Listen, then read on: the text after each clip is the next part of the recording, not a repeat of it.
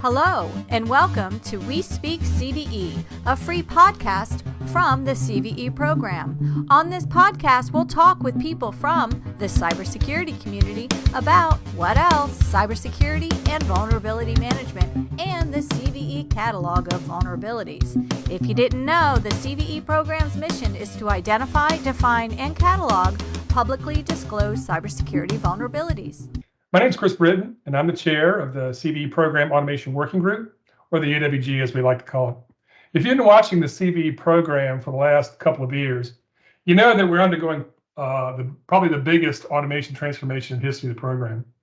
The ultimate goal of this transition is to allow all CNAs participating in the program to easily submit, update, and manage their own CVE records that are published in the CVE list.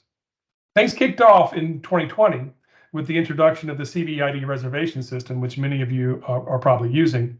The latest milestone was in October 2022 with the soft deploy of the CVE record submission and upload service, or RSUS, as we like to call it. This is a pretty big deal in this deployment, as it allows the CNAs now that they can now begin submitting their own records, which we've been waiting for quite some time. And the key point is that they can submit their own records, manage their own records, and see their own records without having to submit them first through MITRE. Also with this deployment, which is really the big part of today's podcast, the program introduced a new CVE record format to advance the community in a more structured, easily automatable reporting format to lay the groundwork for future automation of vulnerability management infrastructures. So that's a big piece of where we're evolving to move into the future with a more automated, not just more automated fashion to not only generate CVE records and submit CVE records, but to actually use that CVE record information downstream in a more automated fashion. Today, we're going to be talking about some of the lessons learned from a CNA rep who has been actively adopting the new format, as well as the new services. We have Lisa Olson, who is the Senior Security Program Manager at Microsoft Corporation. Welcome, Lisa. Thanks, Kris. Microsoft's a pretty active CNA. Most IT administrators around the world are very aware of Patch Tuesday, where Microsoft releases updates and fixes to its software, the second Tuesday of every month. What they may not realize is that most of these security fixes, if not all of them, have an associated CVE, which was published at the same time, describing the vulnerabilities that are being addressed. Can you talk a little bit about the number of CVEs that you at Microsoft issue on average each month, and a little bit about your vulnerability management process? Sure. Yeah. I'd say we're very active in terms of being a CNA. The last 4 or 5 years, we've been averaging about 85 CVEs per month that we publish. And in 2020, actually, we were at 100 per month, because that was a year where everybody had plenty of time to find vulnerabilities, I guess. We've always encouraged researchers to tell us about vulnerabilities that they find, and we've invested the last several years millions of dollars in bounties, and so we try to make it worthwhile for our researchers to find and identify those vulnerabilities that are really bad. Through the bounty programs, we kind of direct them where we kind of want them to go, which is, don't look in XP anymore, look at the new Windows 10, Windows 11 operating systems and see if you can find vulnerabilities there. Sort of the biggest bang for the buck. We do have a fairly sophisticated case management tool that also allows us to configure the CVEs and publish the CVEs. And so I know that not everybody has a set of tools like this, but we've been closely following the progress of this CVE program and adopting the new technologies as soon as we can. So we've been using the ID reservation service since it was stood up a couple of years ago, and we've been watching the progress of RSUS over the last couple of years, and JSON 5, the format of the data. So it didn't really take us by surprise, but it still was an effort to make a transition like this. Right. So let's talk a little bit about that transition. I mean, JSON 5.0 is, a significant change from 4.0, and coupled on top of that, is the adopting the automation. So there's two things going on there, right? So the question I have for you is, how did you get started in this transition? JSON 5.0 and RSUS, and what tools did you use to help you through that process? Yeah, so we've been following JSON, the sort of the development of JSON 5. One way, one good way is to participate in the quality working group, which is the working group that was responsible for developing the data model. Now, I didn't go to every single meeting once a week, but I followed what they were doing. There's a lot of information out on GitHub, and there's a mind map of the JSON 5 data structure, which I always find mind maps of JSON very useful. And so to some degree, I started there.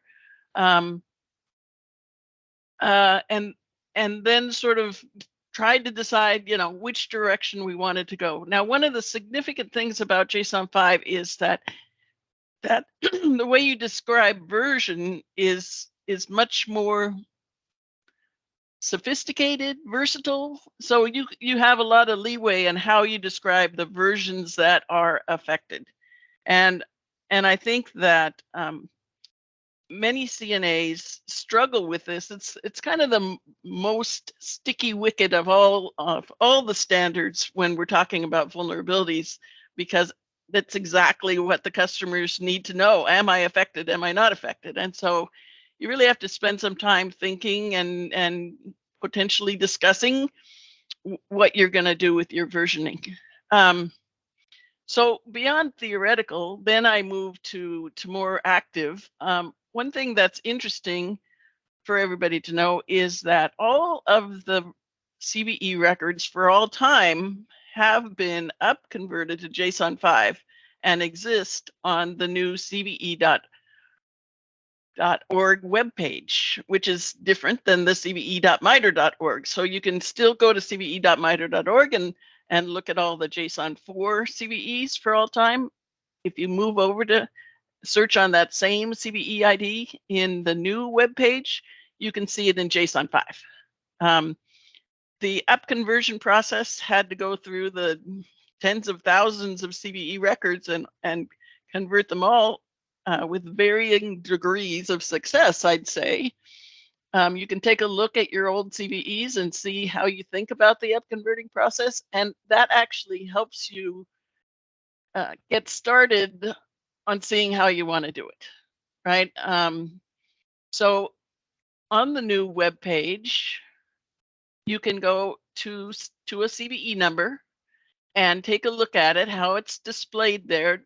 In the new website, they display a lot more information about the CVEs than the old one. The old one, it showed the description and the references and who the CNA was. That's about it. But in the new one, it really tries to display the products.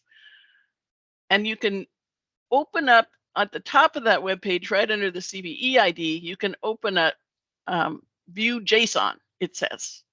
And if you click on that view JSON, it'll open up a new web page with the JSON 5 there.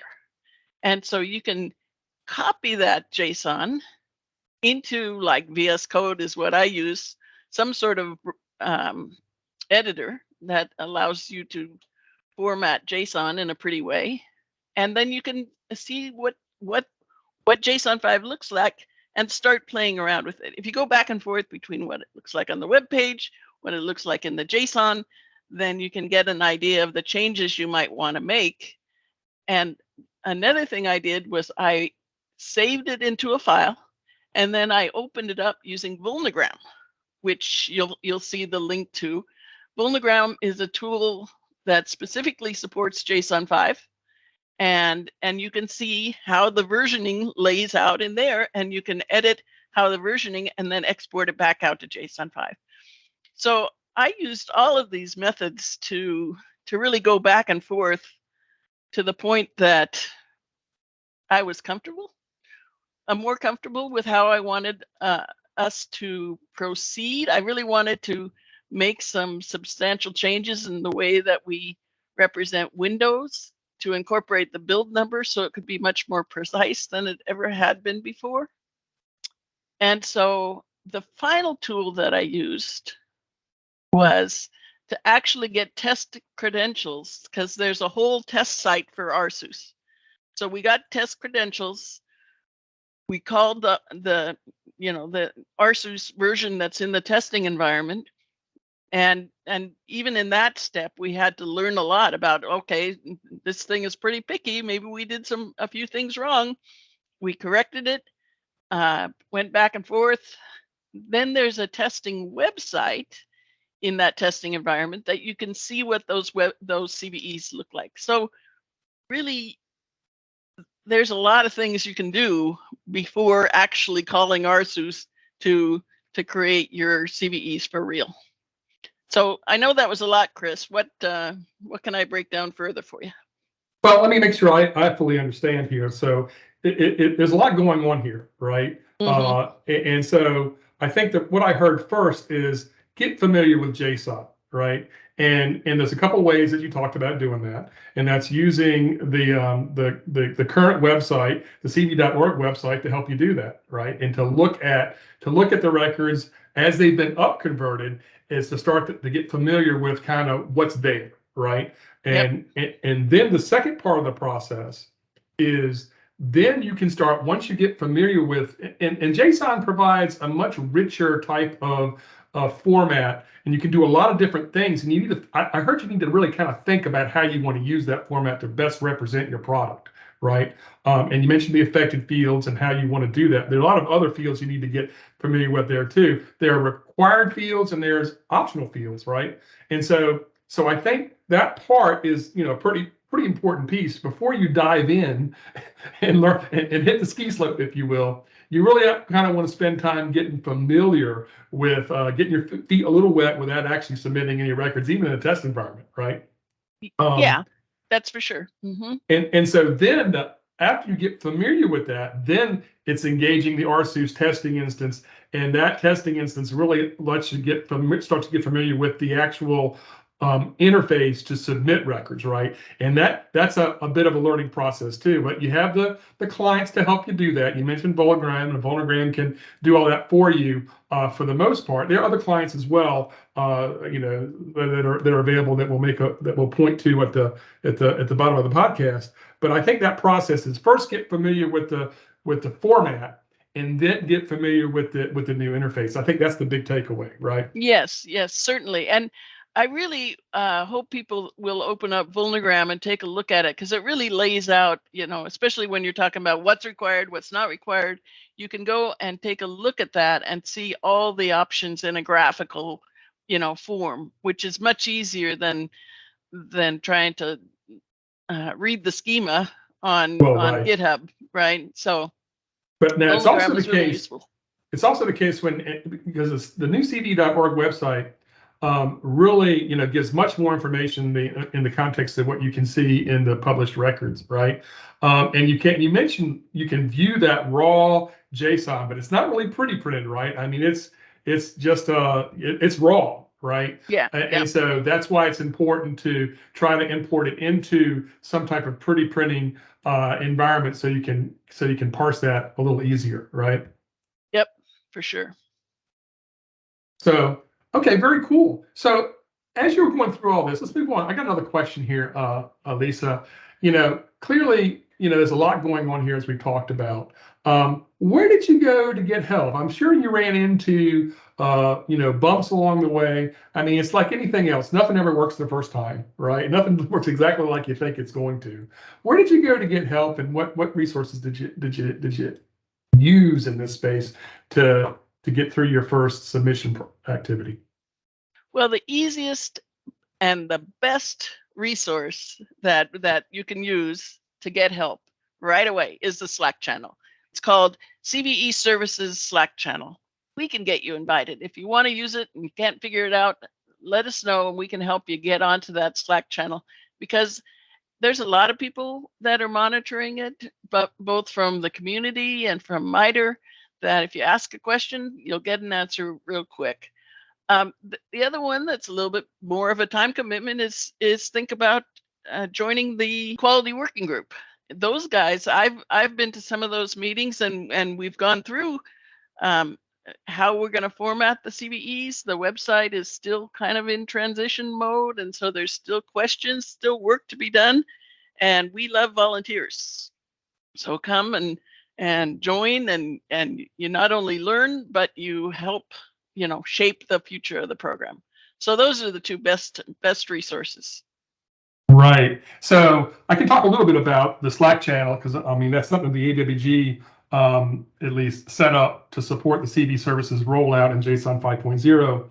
And all you have to really do is just send a note to the AWG chair. That'll be down below the podcast, and we'll get you involved in that. Right now there's over 140 people as a part of that channel, and are definitely jumping in to help folks out. The developers are also on that channel for CV services, as well as the QWG members are there and jump in and answer questions really, really quickly. So it's a really good resource.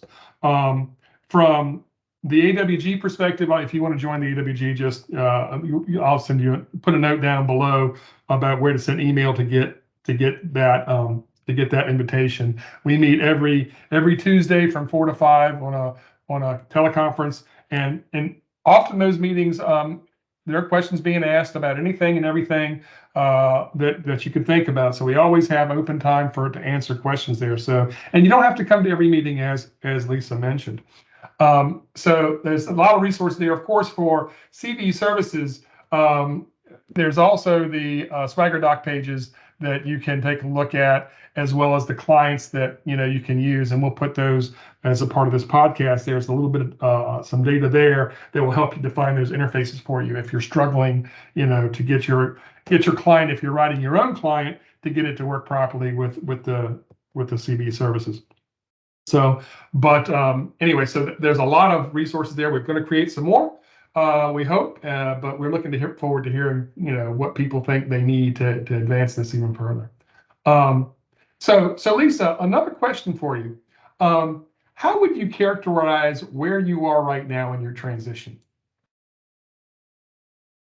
Well, in February, the Patch Tuesday in February, the 14th, we did call RSUs and submit all our CVEs through that interface. And so I see that as a significant step, but I don't think we're done. I think that based on feedback from other CNAs, from the community, we will probably change how we're using JSON 5 to some degree. There's a lot of fields that are available that we haven't filled out. To some degree, I don't want to necessarily put all the information about our vulnerabilities on CVE.org, because the reference points to the security update guide, and you can go there and read up on it. So I don't necessarily want to duplicate efforts on both sites.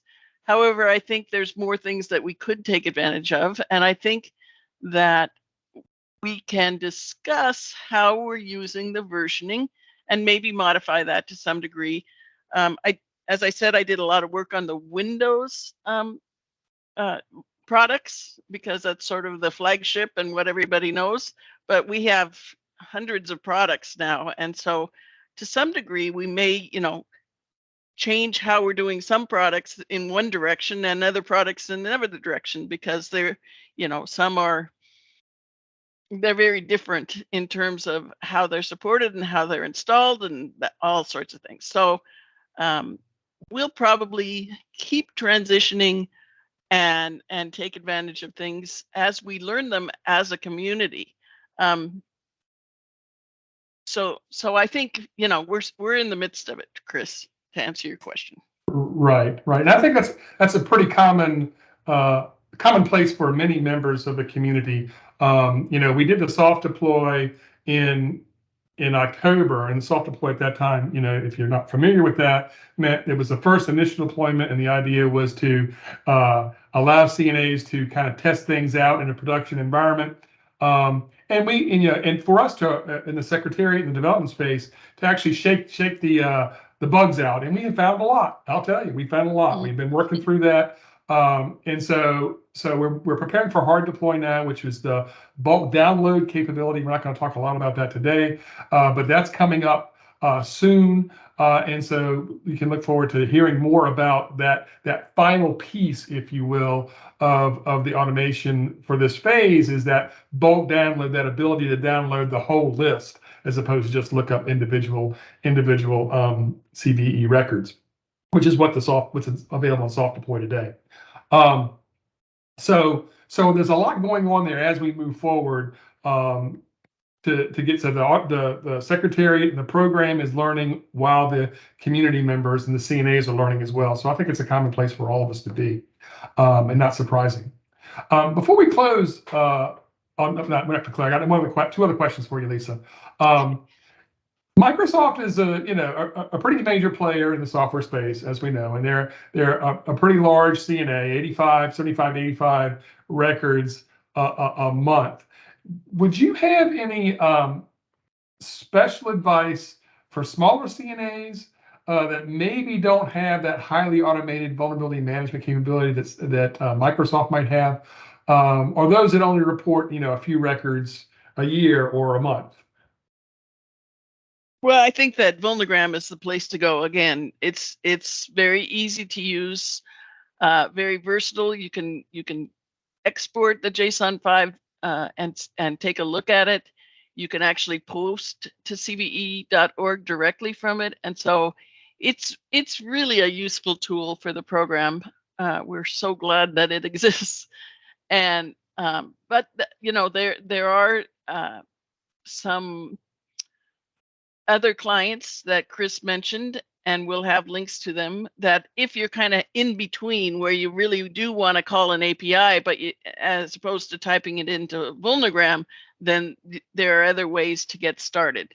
I haven't used those APIs very much, those clients, but a lot of people have, and they've been successful. So again, reach out to folks that have been using them and get their experience. Right. So I think that, and one key point is when you talk about using Vulnergram and the other clients, CVE Lib being one that Red Hat put out, as well as CVE Client, put it by SCI, I believe, or CC Cert, I should say, that for all those and for all CNAs that are posting JSON 5.0 records using RSUS, you do need credentials. And you mentioned this a few moments ago, Lisa, is that you had to get your credentials for the testing instance, and of course you have to have credentials for to use the production instance, right? And so that's an important thing that's a little different from JSON 4.0 submission, where you don't have to have credentials, right? And I think that's also an important takeaway from people as they're listening to this and moving toward a JSON 5.0 and RSUS, is you need to have those credentials. Even if you're using an already existing client, it's going to ask you for those credentials and submit those credentials on your behalf, right? Yeah, that's important. That's really important for people to know. Yeah, so there's credentials for the public system, including IDR and RSUS. So if you're already using IDR, then you have the credentials, but the testing credentials are different, and you need to get a different set of them. That's true. That's a good point. Right. So yeah, and one set of credentials works for IDR and for RSUS together in the production environment. So you got one set of credentials for that, and if you want to use the testing environment, then you have to get another set of credentials for that, right? So yeah, and that's IDR and RSUS in the testing environment. Same set of credentials for that.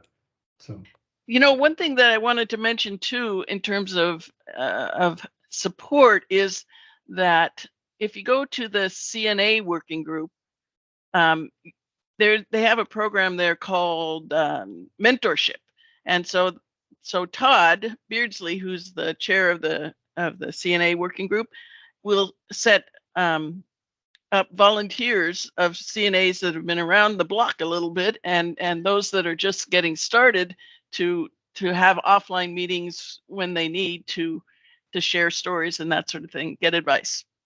And so the same can be true. You could get a mentor who's already using RSUS to talk to them individually about that, and you would work with Todd Beardsley to get a connection like that.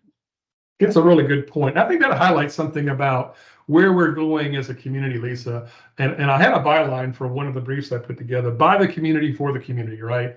This is no longer a MITRE type of thing as it started out, 20 years ago. This is a broad community effort, and it's really being driven not so much by just MITRE, although we continue to be an important piece, an important partner in this, but it's really driven by the community, for the community. And I think that's a really key point here, and that we have these ways for people to get engaged and get help. And we have community members that are stepping up and supporting their colleagues. And I think that's a really important point to carry forward, as we move to advance even further, right? Mm-hmm.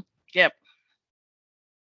Yeah. So before we close, Lisa, I'm going to ask you one more question. And thanks again for taking some time to share with us kind of your journey at Microsoft.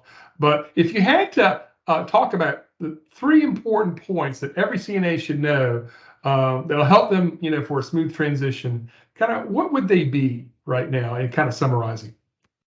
Well, first of all, use the tools that are available, because they really can help a lot in order to see what JSON 5 looks like, to see what the potentials are in Vulnergram, to have a testing environment that you can really get your feet wet before jumping into the pool, so to speak. So there's lots of tools out there. That's number 1.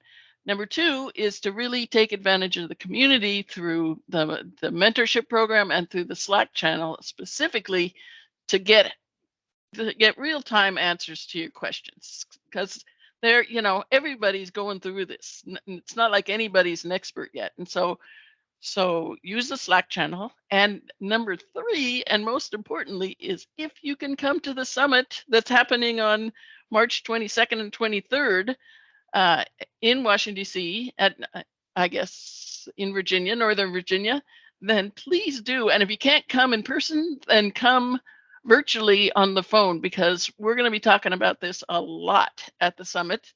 And we're going to set up some sort of booths, if you will, to help people. Bring your computer and bring your questions, and we'll work together to work through some of these issues, because at some point the old way is going away, and so we're going to have to make this transition, in this year of 2023.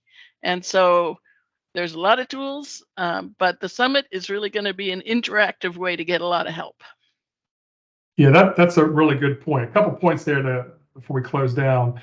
Once again, the summit was on the 22nd and 23rd. All the CNA should have got an invitation for that, through the CNA coordinator, through the secretariat. If you haven't gotten that, please contact the CNA coordinator and they'll get you that invitation.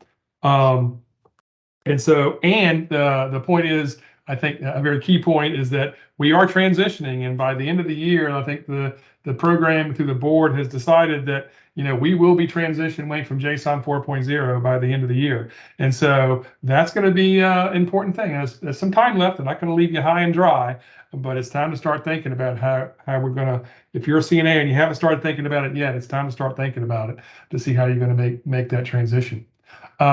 So with that, in closing, I'd like to thank Lisa. Thank you for joining us and giving some insight into the Microsoft journey as you're moving to the JSON 5.0 and the new submission processes.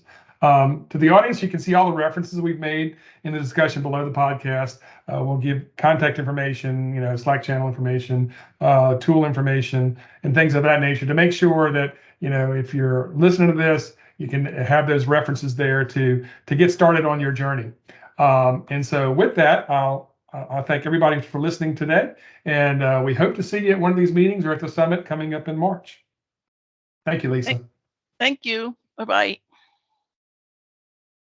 Thank you for joining us today on the We Speak CVE podcast, which is available for free on Buzzsprout and the CVE website. If you'd like to participate or suggest a topic, please contact us on the CVE website.